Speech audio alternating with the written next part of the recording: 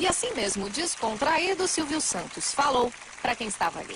Nós de televisão estamos vendo que por mais que a Record queira se aproximar da Globo, em todos esses anos ela não passou de 11 pontos e ultimamente ela tem caído para 10, para 9, para 8 pontos, o que significa que o público dificilmente vai deixar a Globo. A Globo é um muro e ultrapassar este muro a gente só consegue de vez em quando. É claro que se você tem um jogo de futebol entre o Corinthians e o São Paulo na Bandeirantes, pode dar 30, 40 pontos, mas no dia seguinte as pessoas voltam para a Globo.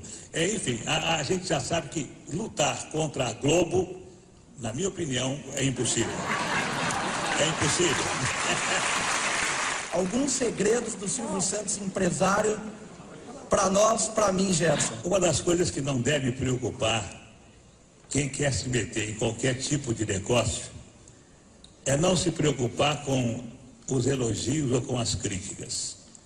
Se você vai entrar em qualquer mercado, não importa que esse mercado tenha um líder e que você nunca possa se aproximar do líder, se você não sonhar alto, se você administrar bem a sua empresa com os pés no chão, não se preocupando nem com o primeiro colocado, nem com o segundo, nem com o último colocado, se você fizer aquilo que a sua intuição manda e usar bom senso, deixando de lado a vaidade, você tem todas as possibilidades de conseguir o seu objetivo. Não tenha dúvida. Só não consegue o objetivo quem sonha demasiado. Só não consegue o objetivo quem pretende dar o passo maior do que a perna. Só não consegue o objetivo quem acredita que as coisas são fáceis. Todas as coisas são difíceis. Todas as coisas têm que ser lutadas. E quando você consegue uma coisa fácil, desconfie, porque ela não é tão fácil quanto parece. Continue trabalhando, continue apostando na sua intuição, continue com os pés no chão e não se importe com o que a sua esposa fala, com o que os seus filhos falam, com o que os seus amigos falam. Se importe com aquilo que você vive o seu dia a dia. Pelo menos foi assim que eu consegui, de camelô a ser banqueiro. A maior audiência histórica do SBT, se não me engano, foi na transmissão de um jogo de futebol em 1995, final da Copa do Brasil, Corinthians e Grêmio. E depois disso, o SBT nunca mais voltou a investir na transmissão esportiva. Por quê? Eu me lembro de um ano que eu tentei competir com a Globo e que a minha proposta tinha sido até um pouco melhor do que a da Globo. Mas aí me responderam de que a Globo tinha uma cláusula preferencial e que se ela cobrisse a minha proposta, ela ficaria com os direitos.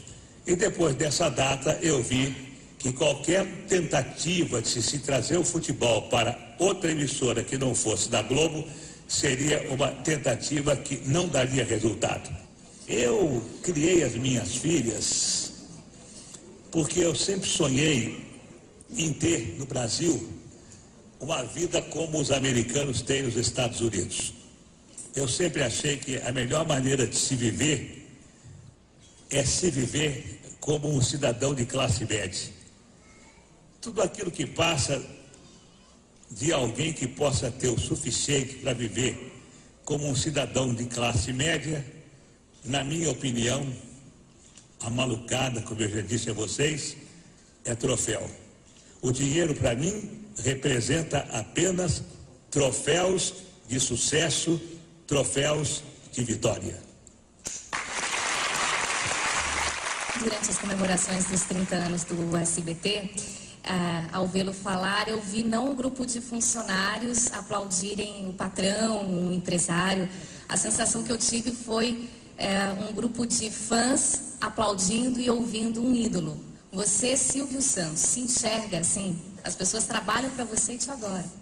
Não, eu nunca me preocupei com isso e eu até me surpreendo com a minha popularidade.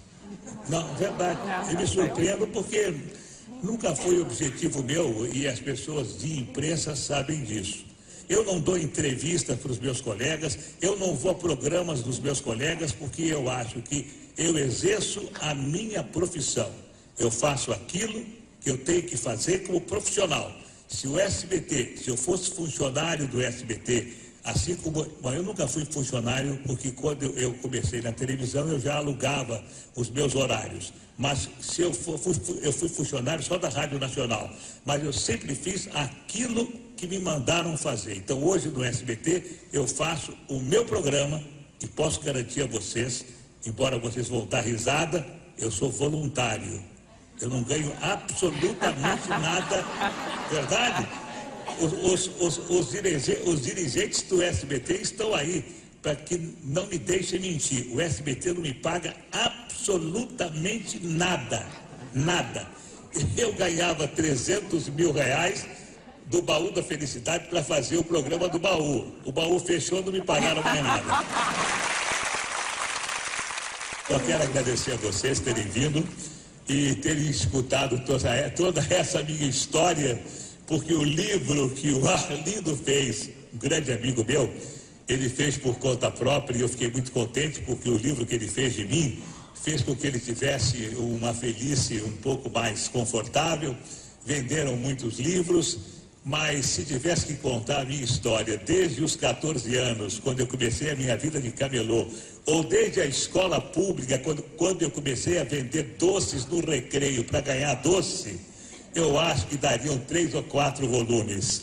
Então, vocês que vieram nesses 30 anos, eu só espero, dizendo com toda sinceridade, olhando para a minha vida, a sorte que eu tive, a saúde que eu tenho, a família que eu tenho, se vocês tiverem, e eu faço votos que tenham, vocês serão tão felizes quanto eu sou. Era a entrevista que eu queria ter.